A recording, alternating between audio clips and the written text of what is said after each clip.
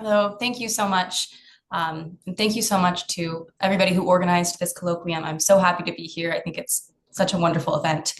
Um, Quick little housekeeping thing. My title is different from what appears on the program. It's Artistic Truth and Historical Truth. Thank So you. that's just a little, well, that's my fault.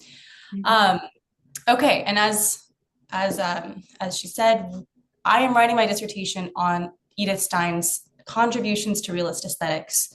And today I'd like to share with you just a little bit of the research that I've been doing for that. Um, what it is that I'd like to present a pattern or theme that I've noticed in Stein's texts, specifically the distinction between artistic truth and historical truth. This is something that I've noticed pops up in Stein's works from her earliest work on empathy to her final work, her final philosophical work, at least, Finite and Eternal Being. So today I'm going to present to you where I see this theme and then offer some suggestions on the role that it plays in her philosophy. So my question is, why does Stein so frequently return to the distinction between artistic truth and historical truth? Um, one could say, oh, it's kind of just a detail that happens to pop up throughout her works. But I think the fact that it does show up so consistently indicates that it plays a more important role. And as you can see there in my thesis, I believe that the distinction between artistic truth and historical truth plays three roles. First, it offers a more tangible way to appreciate the difference between actual and essential being. So it supports her metaphysical paradigm that she ultimately establishes in Finite and Eternal Being. It illuminates the non-conceptual or non-deductive grasp of essential items of meaning that artists particularly excel at, but everybody relies on. And thereby, it illustrates the role that art plays in the human search for truth. So here's kind of a map of my presentation. First, I'm going to give an initial definition of artistic truth and historical truth and compare the two. My source material for this is from Finite and Eternal Being.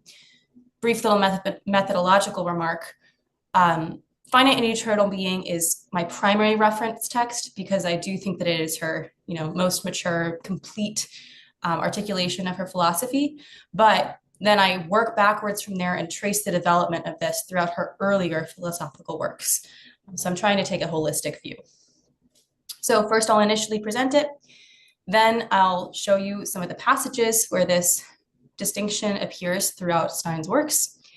Then I'll focus on a particular form of cognition that I believe is represented very well by artists. And finally, we'll draw some conclusions about the role that this distinction plays in Stein's philosophy. Okay, and here I just mapped on the structure of my presentation to where I show each part of my thesis. So, all right. Artistic truth measures the agreement of an image with the pure idea underlying it. Historical truth measures the agreement of an image with the actual thing it represents. This is how Stein frames each of these terms and the distinction between them in chapter 5 of Finite and Eternal Being. So now let me give you a little bit more details on each of those definitions. Stein's presentation of artistic truth is fairly brief and straightforward in Finite and Eternal Being. She writes, artistic truth is the agreement of the work of art with a pure idea, whether or not anything in the real world, in the world of our natural experience, corresponds to this idea. Here, we must distinguish between two very different types of ideas that can be said to underlie works of art. First, we can talk about the artist's creative idea. This is a mental creation or concept that is imaginationally formed by the artist in response to some perceived meaning. And this creative idea then guides his actual making of the work of art. But the creative idea itself is a mental entity. Second, we have the pure idea or essentiality. This is a pure item of meaning that has essential being. It's not a mental entity, it's an essential entity. And it is in response to this pure idea that the artist's creative idea was formed, according to Stein.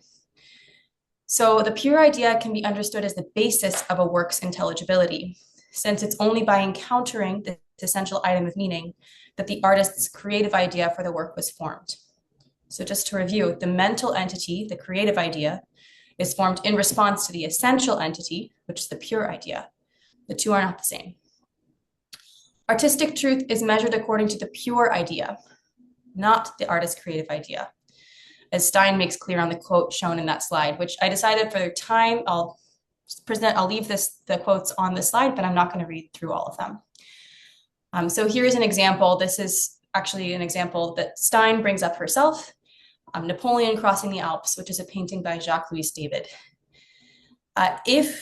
In order to assess the artistic truth of this painting, we must try to identify the concepts that it expresses, and in turn, the pure ideas in response to which these concepts were formed. So most obviously, this painting articulates the artist's concept of Napoleon himself. And that concept is patterned after the pure idea of Napoleon. The artistic truth of the painting, therefore, measures the degree to which the work itself, the painting, conforms to the pure idea of Napoleon. But the painting doesn't just articulate the pure idea of Napoleon. It also expresses a variety of other concepts, such as perhaps the artist's concept of the Alps, of leadership, imperialism, maybe even man's relationship to nature. You've got that dramatic natural background. So each of these concepts have corresponding pure ideas that the painting also engages with. So in order to assess the artistic truth of a work of art, you can't just measure it against one pure idea. You have to assess it according to a network of pure ideas, because all meaning is interrelated. So that's at least an initial presentation of artistic truth. So now back to historical truth. Stein presents historical truth as the agreement of an image with the actual thing it represents. So, as she says here, historical truth implies the agreement of an image or copy with a real thing that it would represent. And it fails if it doesn't resemble its real archetype. Here, image should be understood in a broad sense that refers to any representation of a subject, whether that representation is visual, linguistic, or otherwise. So my examples that I have here on the slide, which is a biography of Napoleon, which would be a literary image of him, and Napoleon's death mask, which is understood to be the most factual depiction, visual depiction of Napoleon that we have, because it was formed against his actual face. Both of these would be considered images, although in a different sense. And they would both be historical representations of Napoleon that try to represent the actual man Napoleon, rather than the pure idea of Napoleon. But it's important to note that even though artistic truth aims at representing the actual entity, it is not entirely divorced from the pure form, because the actual Napoleon is, the archetype of Napoleon himself is the pure form of Napoleon, according to Stein. And we could talk more about why that is, but that would require going into the details of metaphysics, and I'm going to leave that aside for now. The important point is that there has to be a fundamental similarity between artistic truth and, well, between historical and artistic depictions of Napoleon, because both of them ultimately share the same archetype. So the historical image, the artistic image, and the actual person are all formed in response to or in imitation of the pure form of Napoleon. All right, so giving some basic comparisons. Artistic truth and historical truth are similar because they're both measuring the truth of an image, not an actual substance. But they are different because they're measured according to different reference points. And I kind of tried to show that with the arrows. Historical truth is measured according to the actual entity. Artistic truth is measured according to the essential entity. Because of this, an artist is able to alter factual details while still maintaining a high degree of truth. In fact, Stein suggests that artists are sometimes able to express more of the truth of an entity than even that entity itself, because they are only bound to remain faithful to the essence, the essentiality of that thing. They don't need to worry about, well, was Napoleon actually that tall? Was his hair actually that color? They can talk about the essence of Napoleon. Okay, so again, here's the primary question. Why does Stein so frequently return to this distinction? In itself, it's a fairly straightforward distinction. It's interesting, but it's not terribly perplexing. Moreover, on the surface, it doesn't appear to resolve, clarify, or develop bigger points that Stein makes. So why does it matter? Is it just an interesting little detail? Or does it serve a broader purpose in the development and articulation of Stein's philosophical vision? I believe it's already clear just from the initial presentation of the two types of truth that the distinction between artistic truth and historical truth is an excellent illustration of the distinction between essential and actual being. In other words, this very detailed distinction helps to illuminate the more fundamental distinction that is so crucial to Stein's broader metaphysical paradigm. So this already indicates that the distinction is not just an interesting detail that happens to be repeated, but instead plays an important role in her philosophical vision. But I believe that the distinction also serves another purpose. And in order to back up my position, I'm going to take you through the various passages in which this appears in her earlier writings. So this is going to carry us into the second role that I believe this distinction plays in her philosophy. Okay, I think we can separate the appearances of this distinction into three main areas of Stein's texts: early, middle, and late. Her early works are very phenomenological works on the problem of empathy and philosophy of psychology and humanities. They both kind of obliquely reference this. The comparison between art and history is in there, but it's not framed so much as artistic truth and historical truth. But it's a strong appearance, just not an explicit appearance. And on the problem of empathy, it is mentioned that art and history are compared as a way of illustrating the limitations of history. Then in philosophy of psychology and the humanities, the two are compared in a discussion of how history and cultural studies compare to empirical humanities. So that ties into a big debate that was going on in German academia at the time about the status of the humanities relative to the empirical sciences. So that explains why it was on Stein's mind. Moving into the middle texts, and I'm just going to use the introduction. I'm going to use the English translations of these titles because my German pronunciation is not very good. In Introduction to Philosophy, it is discussed, the distinction is discussed in the context of how personal individuality fits within the science of subjectivity. So you see some continuity there between Stein's engagement with what the status of the humanities are in general, and then this more particular topic of personal individuality and artistic and historical truth. Then in the structure of the human person, the distinction is discussed in the context of personal individuality as a subject of knowledge. Just as a brief suggestion here, personal individuality, I believe, is one of the more distinctive aspects of Stein's philosophy. So the fact that this distinction so frequently is discussed in the context of personal individuality, I think is also an indication of its importance. Okay, then in her late work, Finite and Eternal Being, as we saw, the distinction, her historical truth, is offered as an illustrative foil to artistic truth within Stein's presentation of the transcendental truth and its various modes. So it's presented in a more metaphysical context there. Okay. So here is the passage on the problem of empathy, where the distinction is mentioned.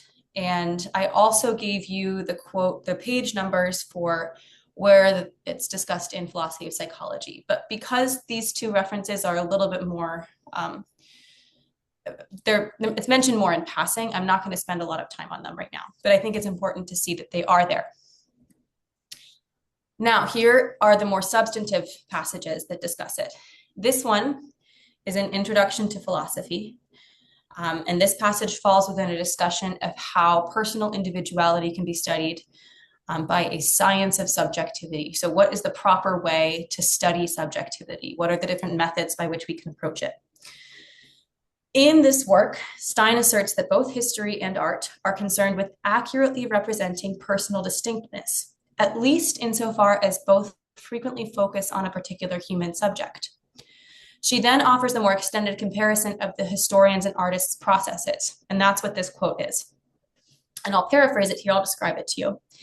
So Stein says that historians begin by collecting artifacts and other source materials, then craft historical accounts or representations that remain faithful to these source materials. In contrast, artists don't need to begin with artifacts or historical source materials. Instead, they actually only need to remain faithful to the gestalt unity of the individual figure. So the essentiality of that person or whatever they're representing. Although artists might receive an impression of their chosen subject through historical sources or actual experiences of this person or event, this need not be the case. Nor need the artist revise his grasp of the individual in response to empirical data or experience. So the person who's painting a portrait of Napoleon doesn't even necessarily need to begin with a large pool of historical data about Napoleon. And if he learns some fact about, oh, maybe Napoleon's, I don't know, maybe his uniform didn't quite look this way, he doesn't necessarily need to change the way that he's depicting Napoleon. That doesn't necessarily affect how much artistic truth his portrait will have. So this passage is fairly short, but I think it still offers a rather pithy reflection on the distinction between artistic truth and historical truth. And it articulates the idea that artistic truth correlates to essential being and historical truth to actual being. Notably, this passage was written before Stein had fully developed her metaphysical paradigm, her threefold theory of finite being as mental, actual, and essential. So this passage is kind of an early preview of what will later be her theory of finite being. So now let's move on to a structure of the human person. Here, as I said, the distinction is discussed in the context of personal individuality as the subject of knowledge. Stein is intent on showing that there is something positively meaningful to personal individuality, even though the metaphysical basis of personal individuality is very hard to clarify, and the essential content of a specific person's individuality can never be exhaustively defined. So she turns to historians and artists as illustrative examples that back up her position.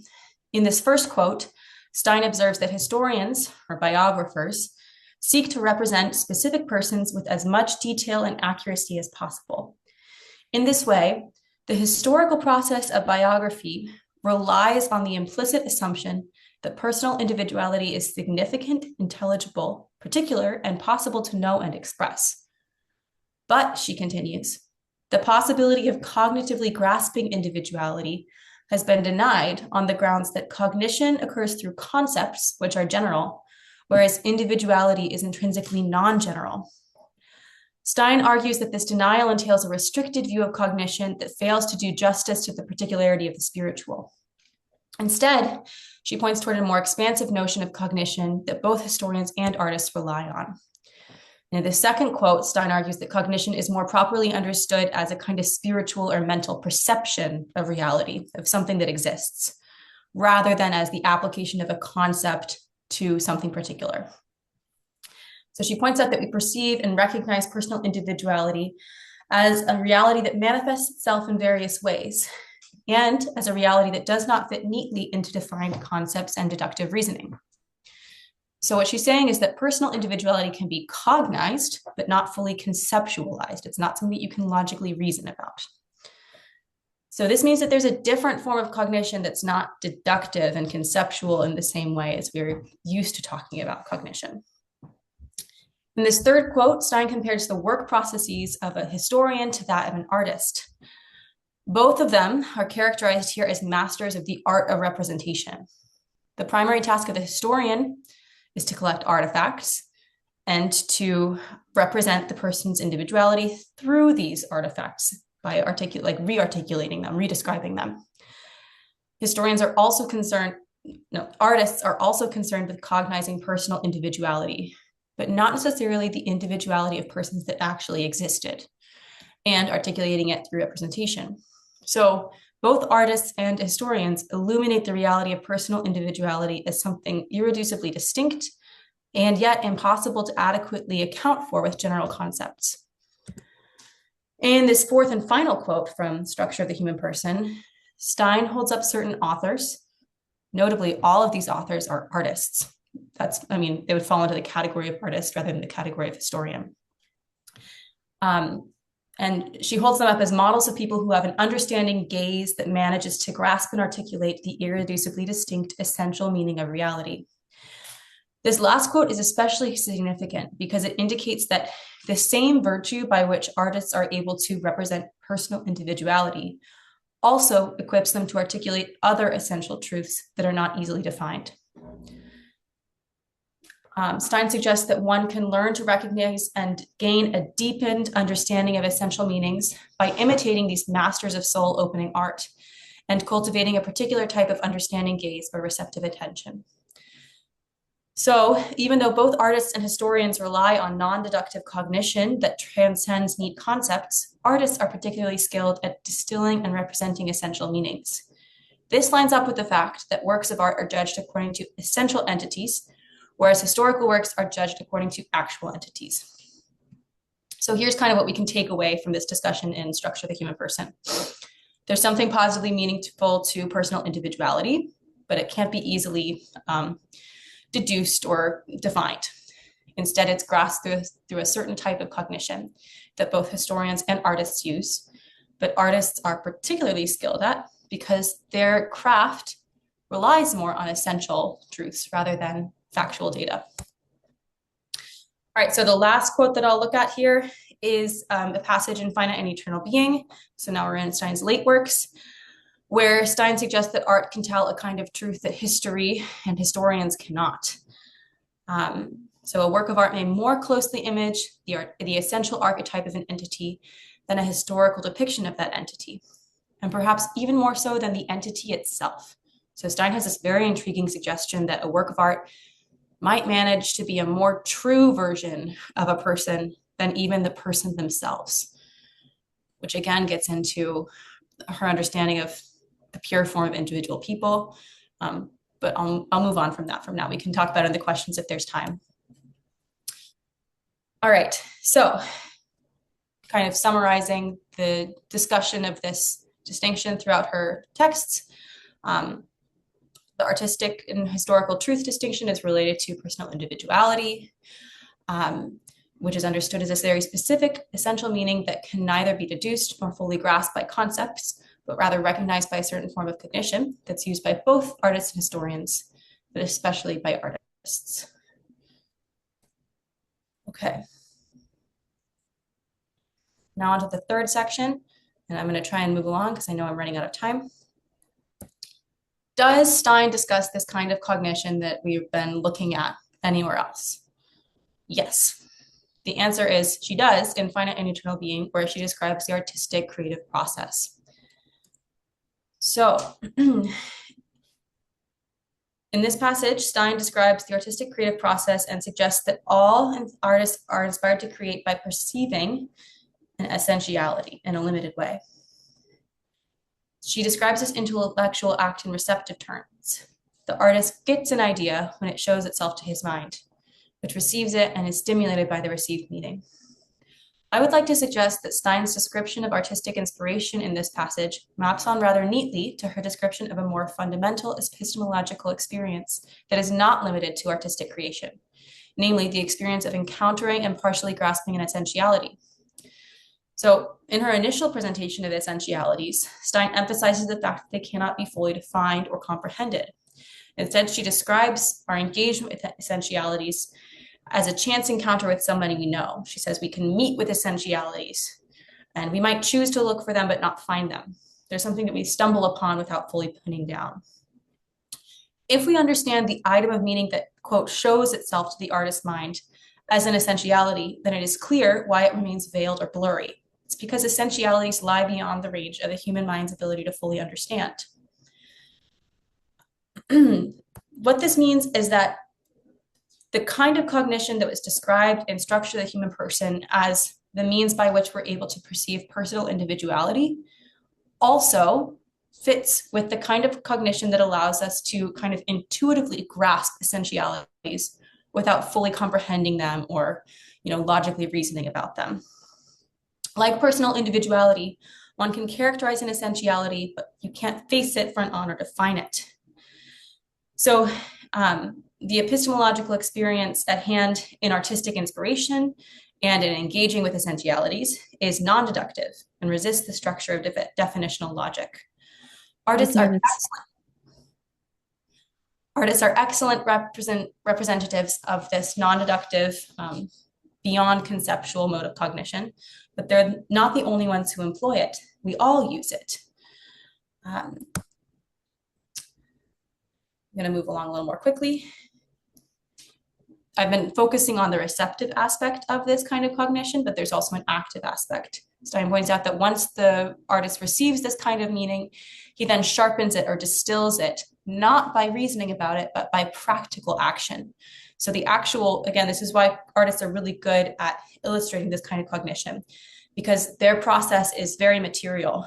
When somebody makes a work of art, they start with different drafts and iterations of it. And those contribute to the intellectual sharpening of that received meaning. So that's already an active component to this kind of cognition. If they do this well, if they manage to distill that meaning well, then they'll create a work of art that's genuine or true.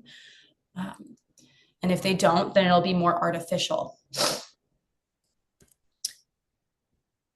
The process by which they distill meaning is also the process by which they contextualize it. So here, I really like this quote because Stein points out that all meanings are interrelated. Essential being is like a network. It's not just a collection of meanings that are unrelated to others. And when we use language, or when artists choose certain materials for their works of art, they are tapping into that network of meanings. So there's a reason that jewelers choose gold to make crowns, because gold is related to the meanings of, she suggested its brilliance suggests a royal splendor. And why do we say that someone is good as gold? Because gold endures and is not easily affected by other forces. So the figurative expressions of our language and of our works of art bring out the interconnections among the different genera of being. All right. So this kind of cognition is not deductive. It's mainly receptive, but there's also an active component, but not one that happens through logical reasoning. All right, so let me just end with distilling what we've looked at into 3 takeaway points. I believe that the artistic truth and historical truth distinction serves 3 purposes. First, it illustrates actual and essential being. I think that she really, she also even works, I think the early appearances of this distinction are part of Stein working out this theory herself.